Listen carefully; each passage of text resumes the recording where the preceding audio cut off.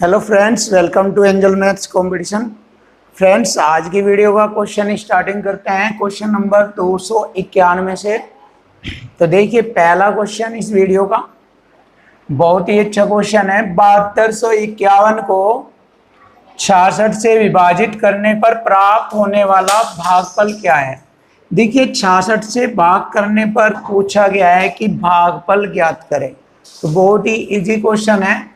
हम यहाँ दी गई संख्या को 66 से भाग करेंगे और तब हमें भागफल प्राप्त हो जाएगा।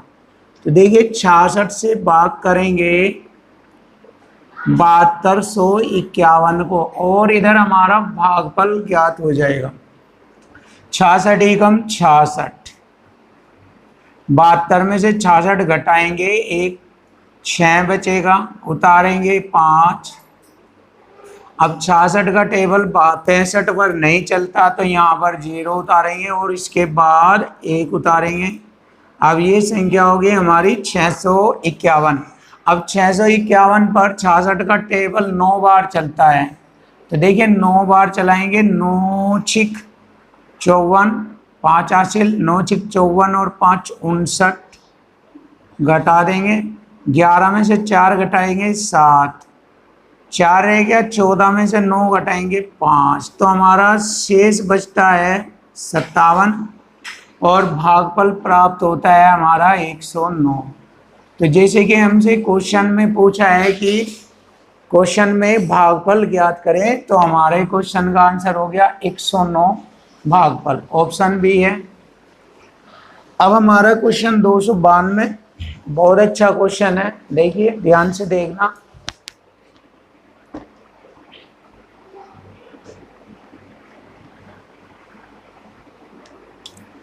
देखिए, क्वेश्चन नंबर 292, 2 टोकरियों में 640 संतरे हैं। देखिए, 2 टोकरियों में 640 संतरे हैं। अगर हम देखें, एक टोकरी हमारी इधर है और एक टोकरी इधर है हमारी, दोनों टोकरियों में 640 संतरे हैं। यदि पहली टोकरी में से संतरों का 1/5 भाग दूसरी टोकरी में डाल दिया जाए। देखिए, इसमें से हम 1/5 भाग दूसरी टोकरी में डालें इधर, तो दोनों टोकरियों में संतरों की संख्या बराबर हो जाएगी। देखिए, हमारा क्वेश्चन लैंग्वेज और इक्वल टू इक्वल कॉन्सेप्ट से है।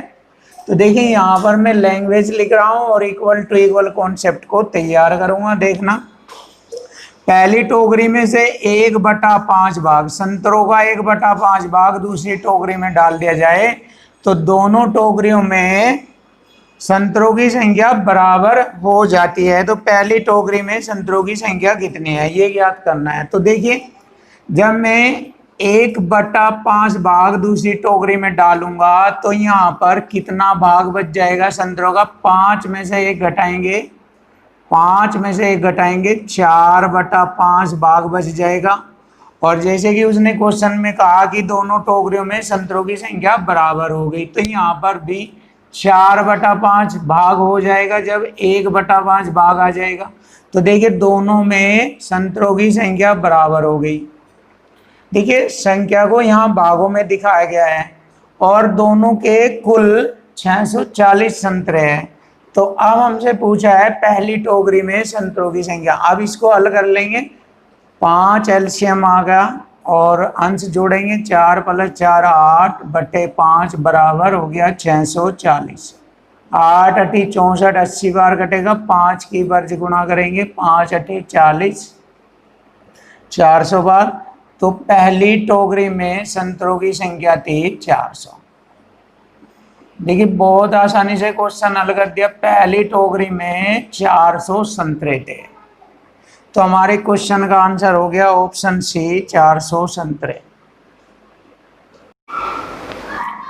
क्वेश्चन नंबर 293, नाथू और बुचकू प्रत्येक के पास कुछ संतरे हैं। नाथू बुचकू से कहता है, यदि तुम अपने संतरों में से मुझे 10 संतरे दे दो, तुम्हारे पास जितने संतरे बच रहे हैं उससे 2 संतरे मेरे पास हो जाएंगे।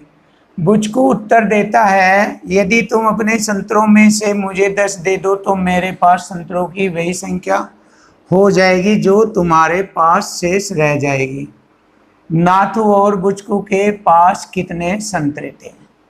देखिए बहुत ही आसानी से क्वेश्चन को हल कर सकते हैं। यदि आप इसको लॉन्ग मेथड से करेंगे तो इसमें काफ़ी टाइम लग जाएगा। इसके दो तरीके हैं, दोनों में से आप कोई भी तरीका यूज कर सकते हैं। एक तरीका है ऑप्शन मेथड से और दूसरा मैं आपको बता रहा हूँ। देखिए तो सबसे पहले हम अपना दूसरा तरीका देखते हैं और उसके बाद ऑप्शन मेथड से चेक करेंगे। तो देखिए यहाँ पर इसने कहा है, यदि तुम अपने संतरों में से मुझे 10 संतरे दे दो तो तुम्हारे पास जितने संतरे बचे हैं उससे दुगने संतरे मेरे पास हो जाएंगे। तो देखिए यहाँ लैंग्वेज में से आप क्वेश्चन को देख सकते हो, चेक करके आपका आंसर आ जाएगा। फिर कहा है, बुचकू उत्तर देता है, यदि तुम अपने संतरों में से मुझे 10 दे दो तो मेरे पास संतरों की वही संख्या हो जाएगी जो तुम्हारे पास है। तो देखिए 10 दे, इसने 10 तो ये मांग रहा है। देखिए यदि तुम मुझे 10 संतरे दे दो और 10 ये कह रहा है। देखो 10 और 10 20 का गिवन टेकन हो रहा है। देखिए 10 और 10 20 का गिवन टेकन हो रहा है। तो आप ये देख सकते हो कि 20 के अंतर वाली वे दो संख्याएं देखनी है। तो देखिए 20 के अंतर वाली यहाँ पर ये दोनों संख्या, इनके बीच में 20 का अंतर नहीं है। यहाँ पर 20 का अंतर है 70 और 50, यहाँ पर 20 का अंतर नहीं है और यहाँ पर 20 का अंतर है। तो हमारे क्वेश्चन का आंसर इन दोनों में से हो जाएगा। तो देखिए कौन सा होगा। सबसे इम्पोर्टेंट बात ये कहा है पहले व्यक्ति ने कि मेरे पास जो है तुमसे दुगने संतरे हो जाएंगे, यानी कि आप देख लीजिए दुगने संतरे हो जाएंगे। अगर 10 ये इधर दे दे 80 हो जाएंगे, यहाँ 40, 40 से दुगने 80। अब 10 ये इधर देगा तो 60 हो जाएंगे, यहाँ 60 बराबर हो जाएंगे, जबकि दुगने नहीं हुए। तो हमारे क्वेश्चन का आंसर ये नहीं होगा। तो क्वेश्चन का आंसर हो गया ऑप्शन बी 70 और 50। तो नाथू और बुचकू के पास कितने संतरे थे, 70 व 50। तो यहाँ से ही क्वेश्चन का इजीली तरीके से पता लग रहा है कि 20 का गिवन टेकन है। तो यहाँ पर लैंग्वेज को चेक करके आप इसका आंसर आसानी से ले सकते हैं। अब देखिए नेक्स्ट क्वेश्चन, एक भिन्न का 6 गुणा उस भिन्न के व्युत्क्रम के 7 गुणे से 11 बढ़ा है। देखिए लैंग्वेज करेंगे, कोई भिन्न ए है हमारी, उस भिन्न का 6 गुणा उस भिन्न के व्युत्क्रम, इस भिन्न का व्युत्क्रम करेंगे 1/a के 7 गुणे से, इसके 7 गुणे से 11 बढ़ा, ये वाला 11 बढ़ा है। तो इसमें से ये घटा देंगे, बड़ा हो जाएगा 11। तो देखिए लैंग्वेज और इक्वल टू इक्वल कॉन्सेप्ट हो गया। अब हम इसको हल करेंगे। देखिए 6a² यहाँ पर करेंगे, 6a² माइनस 7 हो गया और इधर ब्रज गुणा करेंगे 11a।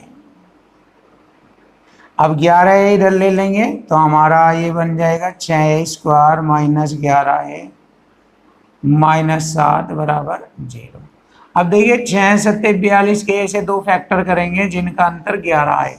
तो 14 3 42 होता है, 14 3 42। तो देखिए यहाँ पर हम इसको हल कर रहे हैं, 6a² minus 14a plus 3a minus 7 बराबर 0।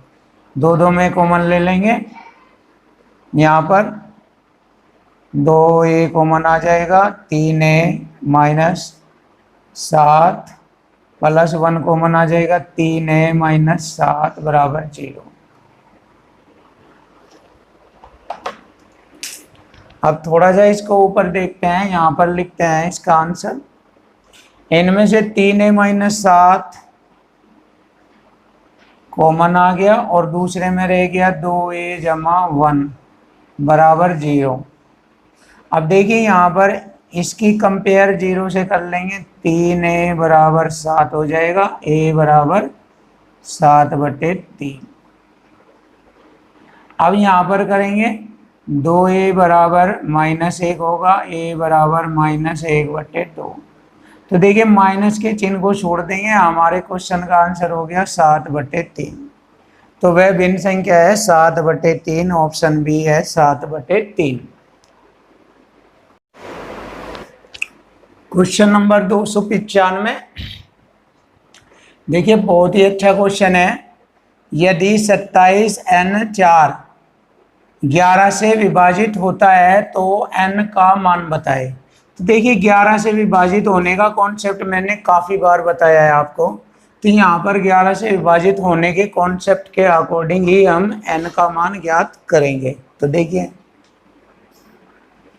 27n और 4 को 11 से विभाजित करने पर n का मान ज्ञात करें।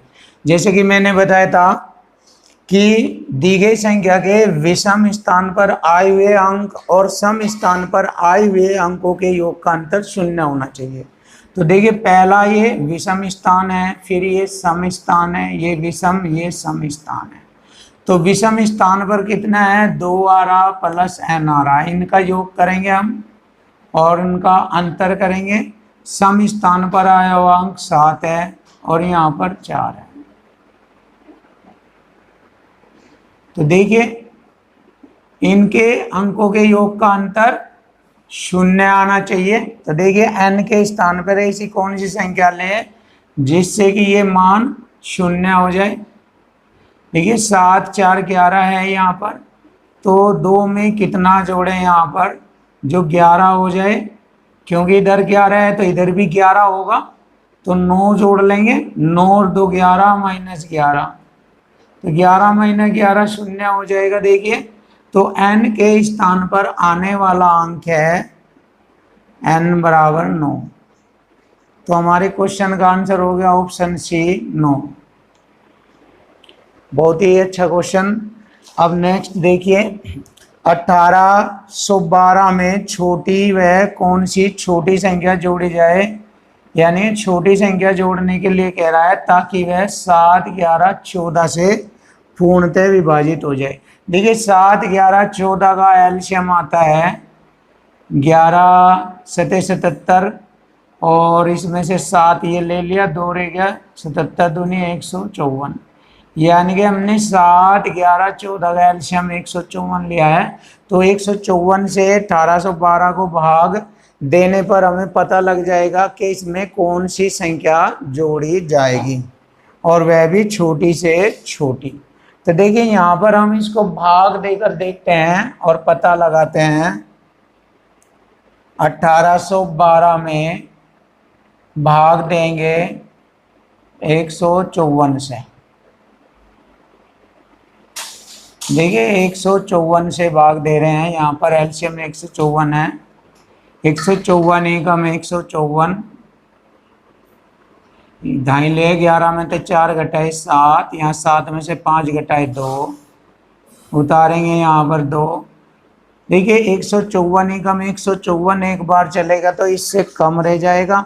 तो हमें क्या करना है, इसको पूरा विभाजित करना है जिससे कि इसमें हमें कोई संख्या जोड़नी पड़ेगी जिससे कि यह इससे पूरा विभाजित हो जाए। तो देखिए एक बार न चला गया, इसे हम 2 बार चलाएंगे, 2 बार। 154 दूनी होता है 308। अब देखिए इसमें हमने जोड़ लिया ऑलरेडी 2 बार चला के, तो यहाँ जोड़ी जाने वाली संख्या का हमें पता लग जाएगा। इसमें से ये घटा दो, 308 में से 272 घटा देंगे। देखिए 8 में से 2 घटाए 6, यहाँ दाई ले लेंगे, 10 में 7 घटाया 3, यहाँ रहेंगे 2 में से 2 0। तो हमें जोड़ी जाने वाली संख्या का पता लग गया 36। तो हमारे क्वेश्चन का आंसर हो गया ऑप्शन बी 36। क्वेश्चन 297 देखना, 700 से 950 दोनों को मिलाकर और ऐसी कितनी संख्या है जो न तो 3 से न ही 7 से विभाजित होती है। देखिए बहुत ही स्टैंडर्ड क्वेश्चन है। अब हम इसको देखते हैं कि 700 से 950 तक सबसे पहले देखते हैं कितनी संख्या है। तो 900 देखिए 700 से 950 तक संख्या है हमारी। इसमें से 700 घटा दीजिए, 250 प्लस 1 इसलिए क्योंकि ये भी काउंट हो जाएगा, तभी हमारी संख्या आएगी 251।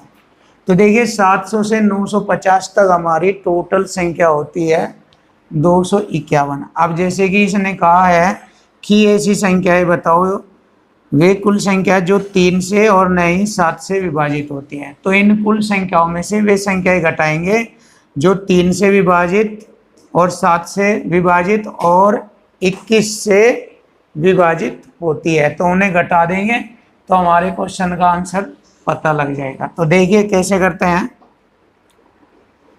700 को सबसे पहले 3 से और 950 को 3 से, तो सबसे पहले 3 से विभाजित होने वाली कुल संख्याएं ज्ञात करेंगे। 3 दूनी 6, 3 ते 3 ते 9, 3 3 9, 3 एकम 3 2, 3 6 18। 316 में से ये घटाएंगे हम, 6 में से 3 घटाए 3 और 11 में से 3 घटाए 8, 83 संख्या यह है। अब 700 को 7 से और 950 को 7 से भाग करेंगे तो देखिए 100 ये हो गई और 7 एकम 7, 2 बच गए, हो गए 25, 7 ये 21, देखिए 25 हो गए, 4 बच गए, हो गए 40, 7 पंजे 35। अब इसमें से ये घटाएंगे और उसने कहा ये संख्या भी शामिल होनी चाहिए। तो देखिए यहाँ पर ये पूरी पूरी कट रही है तो बाद में 1 जोड़ देंगे। तो 135 में 100 घटाएंगे 35 प्लस 1 जोड़ेंगे 36। 36 ऐसी संख्या है 700 सहित 950 तक जब 7 से कटती है तो ऐसी संख्याएं 36 है। अब देखिए ये टोटल कितनी हो गई, 6 3 9, 8 3 11, 119 हो गई है। अब हम वे संख्याएं देखते हैं जो 3 व 7 दोनों के गुणनफल 21 से भी घटती है। जो 21 से घटती है वे 3 व 7 से भी घटती है। तो ऐसी संख्या और लेंगे इसमें से घटाने के लिए। 21 से देखते हैं, ये 21 मालूम हुआ कहाँ से आया, जो 3 और 7 से कटेगी तो वे 21 से भी कटेगी। तो जब 21 से कट रही है तो वे 3 व 7 से भी कट रही है, और जबकि 3 व 7 से कटने वाली संख्या मना करी है। तो यहाँ पर 21 से कटने वाली संख्या हम मालूम करेंगे कितनी हो गई। यहाँ पर 21 × 63 7, 70 21 × 63 33 और 21 चौक 84 94,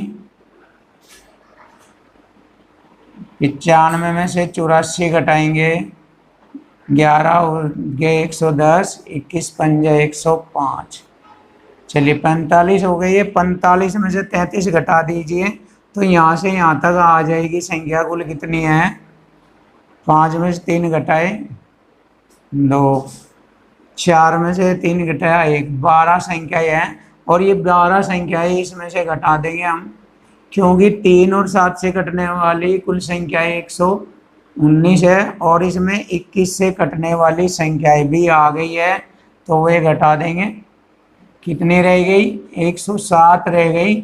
अब 107 को हम इसमें से घटा देंगे तो वे संख्याएं हमें प्राप्त हो जाएंगी जो 3 से और 7 से विभाजित नहीं होती। देखिए 107 संख्या घटा देंगे, 11 में से 7 घटाए 4, 4 में से 0 घटाया 4 और 2 में से 1 घटाया 1, 144 संख्या है ऐसी। तो हमारे क्वेश्चन का आंसर हो गया ऑप्शन सी 144। क्वेश्चन नंबर 298, 121 से 1340 तक की संख्याएं लिखने के लिए टाइपराइटर के बटनों को कितनी बार दबाया जाएगा। देखिए बहुत इंपॉर्टेंट क्वेश्चन है ये, 121 से 1340 तक। तो हम सबसे पहले स्टार्टिंग करते हैं 121 से 3 अंकों की संख्या से स्टार्टिंग है, तो 3 अंकों की संख्या 999 तक होती है। तो यहाँ से यहाँ तक देखते हैं कुल कितनी संख्या है 3 अंकों की। तो इससे पहले की संख्या हमारी कितनी है 120, तो 120 घटा देंगे इसमें से तो हमारे कुल संख्याओं का मान पता लग जाएगा कुल कितनी संख्या है। 9 में से 0 घटाएंगे 9, 9 में से 2 घटाएंगे 7 और 9 में से 1 घटाएंगे 8, 879 है। और कुल कितने अंक होगी 3 अंक होगी, 3 से गुणा कर देंगे। अब इनको हल करेंगे, 3 नम 27 हासिल 2, 3 सते 21, 2 23 हासिल 2, 3 अटे 24, 2 2637 अंक। तो 2637 बटन दबाने पड़ेंगे और इसके बाद 999 से आता है 1000 शुरू हो जाता है। 4 अंक होगी, कहाँ से कहाँ तक होती है 1340 तक। तो ये 4 अंकों की संख्या है। कितनी है इससे पहले हम घटा देंगे 999 घटा देंगे। देखिए 6 में से 9 नहीं जाते, 16 में से 9 गए 7, यहाँ रहेंगे 3, 13 में से 9 गए 4, यहाँ रहेंगे 2, 12, 12 में से 9 गए 3 और इसमें 4 की गुणा कर देंगे क्योंकि ये 4 अंकों वाली होगी। 4 सते 28 हासिल लगा 2, 4 सते 28 होगा, 4 चौक 16, 2 18, 4 के 12 और 1 13, 1388 ये हो गए, 2637 ये हो गए। इन सभी को जोड़ लेंगे। देखिए जोड़ते हैं, 8 7 15 प्लस कर लेंगे, हासिल 1, 8 4 12, हासिल 1, 6 3 9 और 1 10, हासिल 1 2 और 1 3 और 1 4, 4025। तो हमारे क्वेश्चन का आंसर ऑप्शन डी है 4025। अब हम नेक्स्ट क्वेश्चन देखते हैं।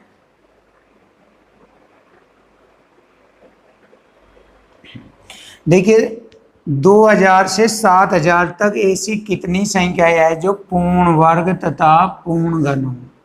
तो देखिए 2000 और 7000 के बीच की ऐसी संख्या केवल एक ही है जो हमारी पूर्ण वर्ग और पूर्ण घन होगी, वह है 4096, यानी 4096। अगर हम 4096 का वर्गमूल निकालेंगे तो 64 आता है, तो ये होगी हमारी पूर्ण वर्ग संख्या। और अगर हम 4096 का घनमूल निकालेंगे यानी कि पूर्ण घन वाली संख्या है तो इसका घनमूल होता है 16, यानी कि यह वर्ग वाली संख्या भी है और यह घन वाली संख्या भी है। तो ऐसी संख्या हमारी एक है और उसका मान है 4096। तो हमारे क्वेश्चन का आंसर हो गया ऑप्शन बी, ऐसी संख्या एक है। क्वेश्चन नंबर 300, 1 से 200 के बीच ऐसी कितनी संख्याएं हैं जो 3 से तो विभाजित होती है लेकिन 7 से नहीं। तो देखिए 1 से 200 के बीच, तो 200 को हम 3 से विभाजित करेंगे, मतलब 3 से तो विभाजित होती है। 3 से देखिए कितनी विभाजित होती है, 3 छंग 18, 3 छंग 18, 66 ऐसी संख्या है। अब हम देखते हैं 200 को 21 से भाग करेंगे। अब 21 से क्यों करेंगे, क्योंकि 3 से तो विभाजित कह रहा है और 7 से विभाजित नहीं। तो 3 व 7 का एलसीएम 21 होता है, तो 21 से कितनी संख्याएं विभाजित होगी, तो उसमें 7 से भी विभाजित होने वाली संख्या आ जाएगी। जो 21 से विभाजित हो जाएगी 7 से भी आ जाएगी, और वे 7 से जो आएगी वे घटा देंगे इसमें से। तो हमें पता लग जाएगा जो 3 से तो विभाजित होते हैं लेकिन 7 से नहीं। हमारे क्वेश्चन का आंसर आ जाएगा। तो देखिए 21 नंबर 189, 21 दाम 210 ज़्यादा हो जाएगा, 9 संख्या है। तो अब हम 66 में से 9 घटा देंगे, 16 में से 9 घटाया 7, यहाँ रहेगा 5। तो ऐसी संख्या है 57 है। तो यहाँ पर मैं माफ़ी चाहूँगा, हमारे क्वेश्चन के जो है ऑप्शन यहाँ पर नहीं लिखे गए हैं, तो इसलिए कोई दिक्कत वाली बात नहीं होगी। आप चेक कर सकते हैं, इस क्वेश्चन का आंसर 57 आएगा। तो ऐसी कुल संख्याएं 57 है। अब हम नेक्स्ट क्वेश्चन करेंगे, कौन सा पूर्ण वर्ग का इकाई अंक नहीं होगा। यानी कि वे संख्याएं जब हम उनका वर्ग करते हैं या वे पूर्ण वर्ग हो जाती है तो उनमें इकाई अंक देखते हैं, तो उसमें इकाई अंक नहीं होगा ये देखते हैं। तो देखिए एक कॉन्सेप्ट बता रहा हूं मैं, जब भी किसी भी संख्या का वर्ग करते हैं तो उसका इकाई अंक 2, 3, 7 व 8 कभी नहीं होगा। यानी पूर्ण वर्ग संख्या में इकाई अंक 2, 3, 7, 8 कभी नहीं होगा, कभी नहीं होगा। किस में नहीं होगा? पूर्ण वर्ग संख्या में। पूर्ण वर्ग संख्या में 2, 3, 7, 8 इकाई अंक कभी नहीं होगा। तो देखिए इसमें से हमारा 8 है, तो 8 किसी भी संख्या का वर्ग करने पर इकाई अंक नहीं होगा। तो हमारे क्वेश्चन का आंसर हो गया ऑप्शन सी 8। अब हम नेक्स्ट क्वेश्चन करते हैं।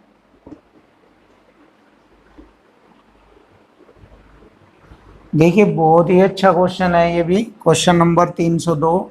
1200 को किस छोटी से छोटी संख्या से गुणा करे कि वह पूर्ण वर्ग बन जाए। देखिए 1200 को, तो इसके फैक्टर्स कर लेंगे। देखिए वर्ग के रूप में 100, 12 गुणा 100, तो ये 100 हमारी पूर्ण वर्ग है। अब इसके भी फैक्टर्स करेंगे, 3 चौक 12, ये भी हमारी वर्ग वाली संख्या है, ये भी वर्ग वाली। अब इसमें कितने की गुणा करें कि वह वर्ग वाली संख्या हो जाए? 3 से गुणा कर देंगे। देखिए वर्ग वाली संख्या होगी, ये 2 का वर्ग है, ये 10 का वर्ग है, ये 3 का वर्ग। तो हमारे क्वेश्चन का आंसर आ गया 3। ऑप्शन बी है 3।